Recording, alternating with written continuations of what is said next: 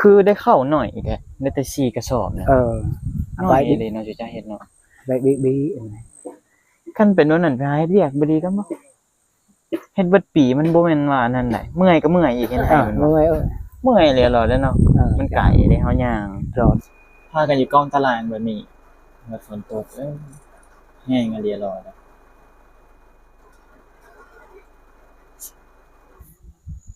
สบายดีท่านผู้ชมทุกท่านยินดีต้อนรับเข้าสู่ช่องกับปีชาแนล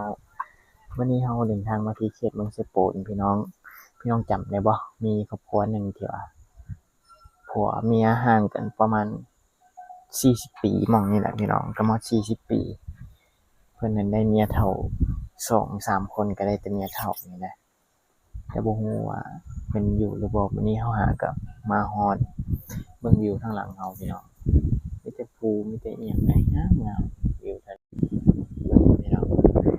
มีสิพาย่างเราแล้วมันเป็นผาเป็นเหวอันนี้กับบ้านกงกันข้ามกับบ้านกะลุกบ้านของน้องตุ้มแล้วคนละฝากการใช้ชีวิตก็ต่างกันได้อยู่แถวนี้นะมันมีห้วยมีอย่างมีลุ่มที่ว่าคักเลยแหละอันนี้เป็นเงินของเราน่าจะอยู่นะแต่ว่าเห็นผัวเราจะมาจะให้มาเต็ม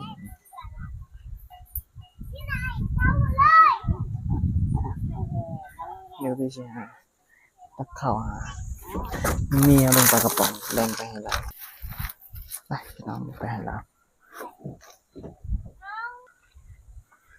สบายดีไหมเท่า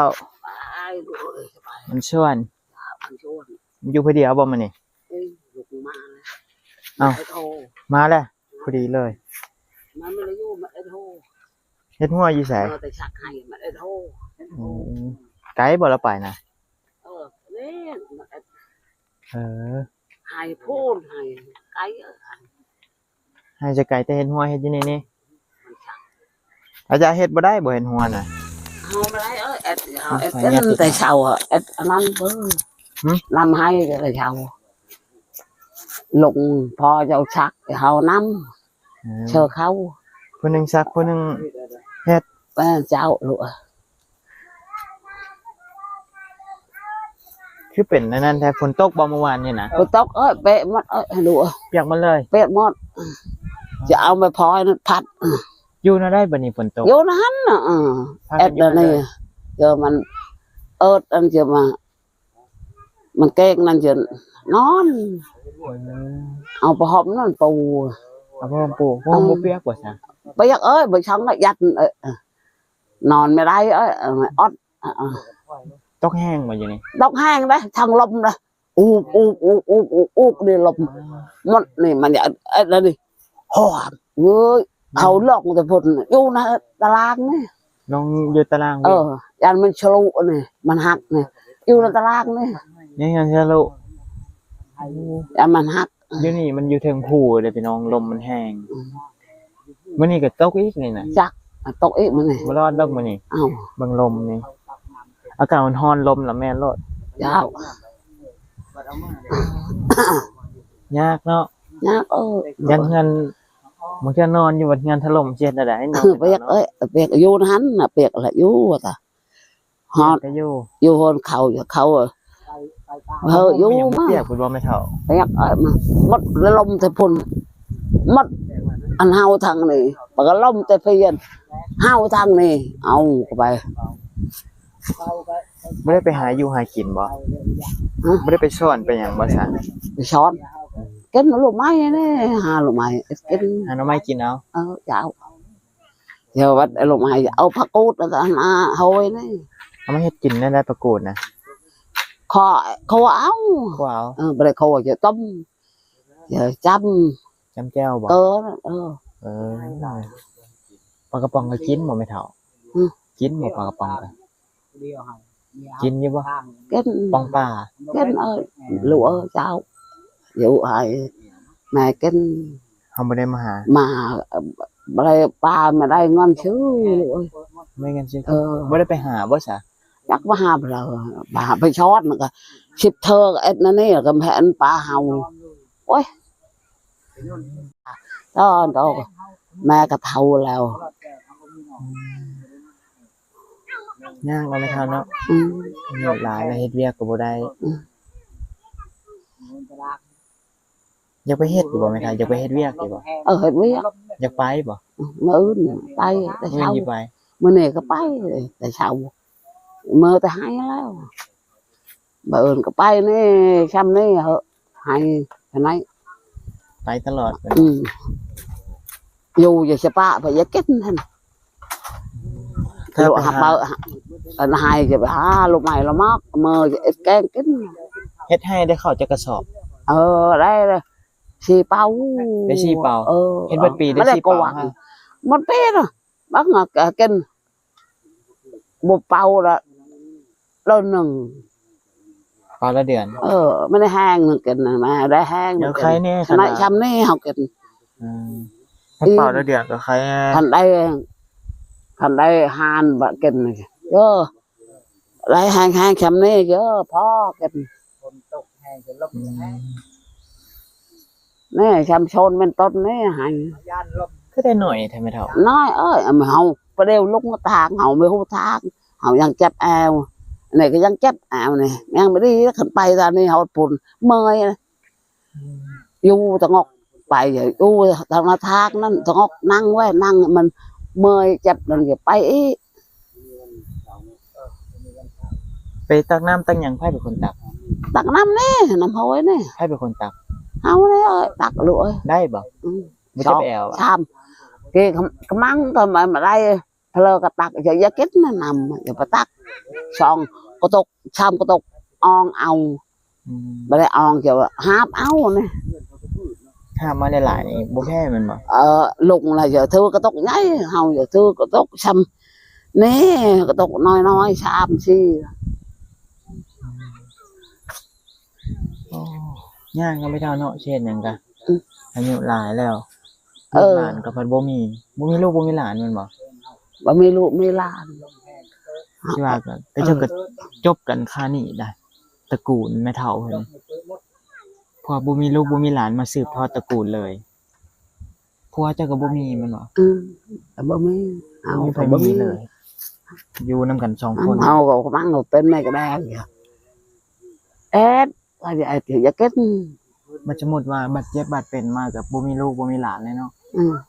nên lừa เอา dạo แต่เบิ่งกันเอง2คนนี่ bưng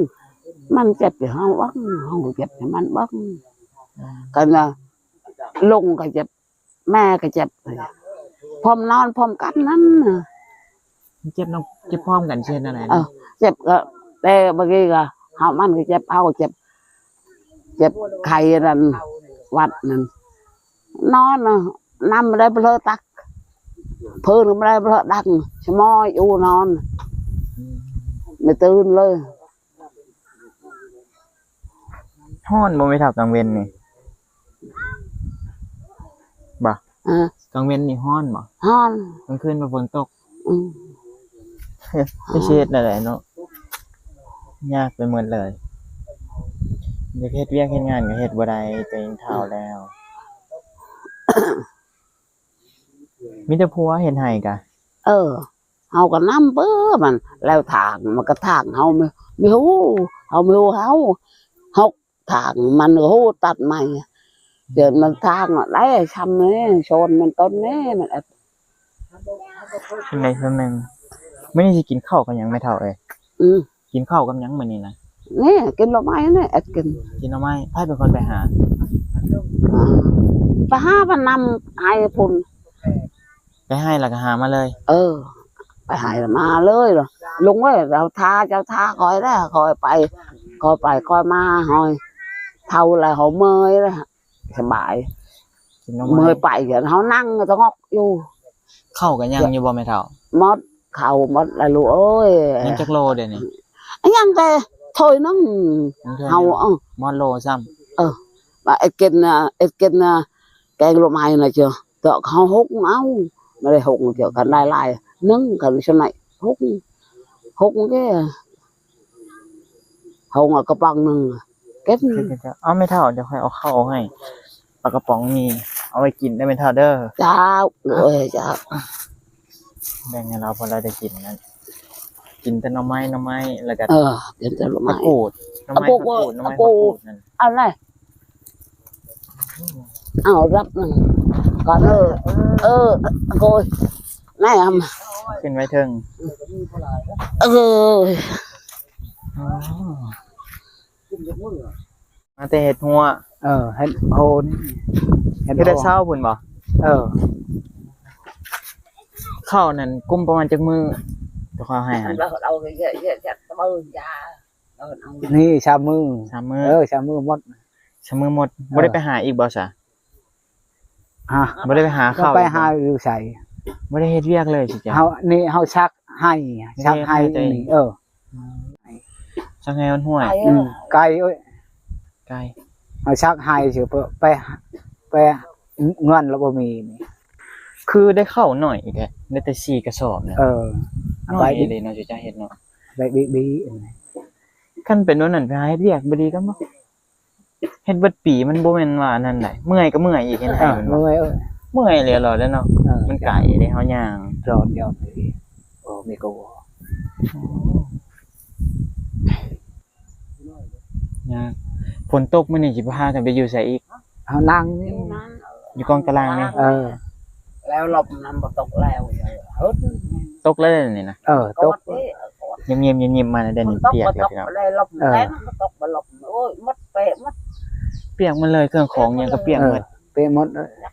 โอ้ยากเนาะเขาบ่จื้อจะตัดผมใหม่ ตัดโอ้ยผม ตัดผมใหญ่โนดนี่แหละเฮาเกา คือวัยรุ่นเลยเนาะแล้วเนาะ สำได้ผัวใหม่อีกแมันบ่อ๋อรออีหลีบัดนี้นะ กันละอย่างมาแก้เสื้อมาอีกก็พี่เฮงบ่จื้อเลย เยอะ เคยคิดมันไผก็ถาม เห็นค่อยถามเจ้าผัวไปใช่ นี่เดี๋ยวว่า เฮ็ดโฮนี่ ไม่เยอะนะมันมา เห็นหัวอาญานี่เฮ็ดได้บ่เห็นหัวนี่ บ่ได้อันเจ็บแอว ใช่ไหมยืนดนก็บ่ได้นั่งดนก็บ่ได้อีก ชักให้แล้วคือกันเฮาชักที่เฮาจ้อยเฮานี่จ้อย แล้วชักมันน้ น้ ำเร็วมาไม่ไหวฉะนั้นเขาเยอะเอ็ดนั่นนี่เจ็บ ก้มหลายก็บ่ได้อีก ก้มหลายแล้วมันปวดเหมือนบ่โอ้ยยากจังเนาะมื้อเฒ่าเนาะบ่ได้กินอันนั้นกินอันนี้บำรุงบ่ได้ต้มน้ำอันนั้นต้มน้ำอันนี้ ำนี่ กิน เฮา บ่ ต้ม มัน เฮา ลู ต้ม กนี่ต้มมาแบบมันปะ เอาต้ม ฉะนั้นรับอันมันปะ ฉะนั้นเฮาต้มอีฉะนั้น มันเขาเอา ฉะนั้นครับฉะนั้นเฮาต้ม นี่ยอดมาชาเนี่ยมันต้ม อืม กินน้ำมัน แม่นๆใบมักซิดา เปิดไปฉะนั้นเขาทอดเขา เอามาให้ยังอันนั้นน่ะ เชิญแกงรู้ไหม ผักอีหยังก่อน นี่เลย ผักอีเลิศ โอ้ โอ้ผั เรา กอีเลิศสิแกงหน่อไม้บ่บ่ได้ใส่ยานางบ่ซะ เป็นอะไรอย่างนั้น เฮ้ยนางใช้ผักอีเลิศเอาคั่นมันบ่ คัน คันมาเชิญเขาเบิร์น เขาเบอร์ ตำเชิญชกเชิญนั้น ข้อยก็บ่เคยกินจักเทื่อเลยแต่ว่าเคยเห็นก็เจ้าเฮ็ดอยู่ ปกติแกงหน่อไม้ก็จะใส่ยานางเนี่ยพี่น้องเที่ยนี้บ่มีบ่ยานาง บ่มี อยู่ป่าตามป่าตามหยังก็บ่มี บ่มีตอนนั้นไม่ได้อย่างนั้นบ่แม่นแต่พุ่นนี่อย่างนั้นไม่ได้อย่างนั้น โอ้พี่น้องฝนเริ่มมาแล้วเด้ เมีย เฮ็ดจัง บี ได๋บัดนี้สิจ้านี่ อายุนี่อยู่นี่ ลบอยู่กลางตารางนี่ ในเปื้อหมดอยู่แล้วก็ได้ ทั้งเทิงเนี่ยมันเปียกหมดเลยมันบ่ เปื้อหมด โอ้เช็ดจังได๋เด้เฮาสิออกยากได้จังไงนี่จักมื้อแล้วค่อยบ่ได้มาหานี่นะ ดน โดนลาก ได้เช้ามือ เช้ามือ เช้ามื้อนับบ่อ้าโธ่แหงเท่าบัดนี้ให้ลบ ปุ๊บอ๋อพี่น้องไปเข้าไปโคนนั่นเหลียเหรอเบิ่งพี่น้องแห้งเนาะเพิ่นจะเนาะ แห้งเอาสิไปซื้อ สายแลแบบนี้เอ้าอยู่ดีมีแห้งเด้อเฮาสิกลับก่อนไป จังไงมันสิออกบ่ได้บ่แม่นหยังดอกทางมันยาก เอาเดี๋ยวมื้อหน้าเข้ามาแล้วสิมาหาใหม่เด้อ จ้า พอดีมีแฮงทั้งสองผัวเมีย จ้า โอเคสบายดี ลูกเมื่อสบายเด้อ โดยสบายคือกันโดยขอบใจละลายเด้อ มาเด้อ เบิ่งพี่น้องฝนว่าสิถ่ายต่อพัดมันบ่มีบ่อนหลบเลยอยู่เฮือนแล้วอยู่กองตารางกับเจ้าแล้ว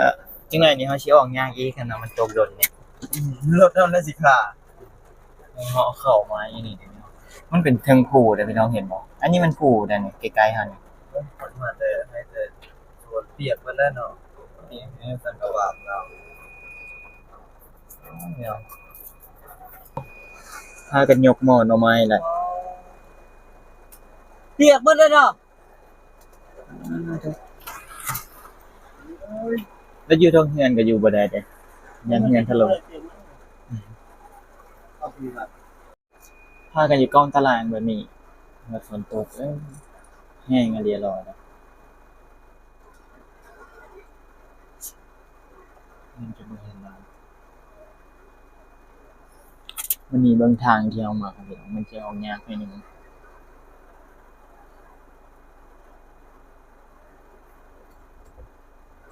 เบิ่งพี่น้องอยู่นี่ใครแต่น้ำอยู่เพิ่นขึ้นเด็กน้อยก็จะอาบน้ำอยู่นี่